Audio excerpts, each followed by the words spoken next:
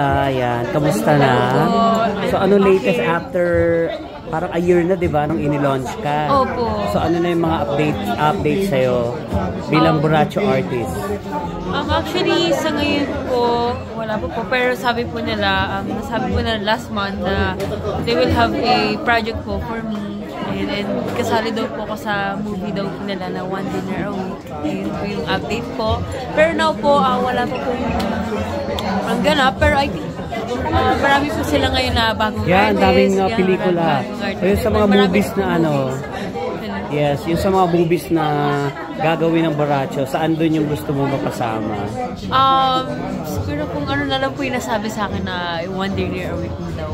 So kung ano yung project na ibigay sa'yo? Opo, ayun po. So ngayon ba, like, may bago ka na naman mga kapatid? Kaya sa ano, sa bilang artist ng Borracho. So, nakibanding ka na ba with them? No pa po.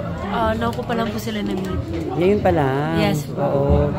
No, so ano to? Relaunch ba to sa career mo? Or isinama ka lang for today's press con? Sinama lang po ako for today's press con po.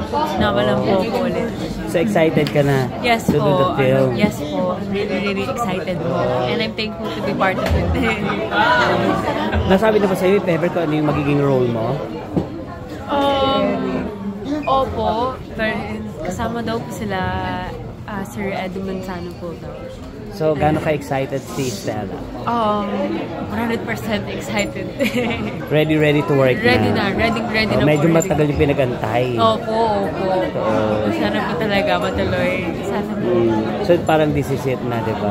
Opo, this is it. So, ikaw ba, may mga meron ka mga artist na gustong maka-work? Especially mga aktor sa atin. Sino yung mga gusto mong maka-work this time?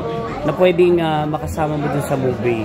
Sila po, sa babae po, yung malaking role. Naka-work po na po, pero small role lang po. Small role. Ano lang po, bit player po.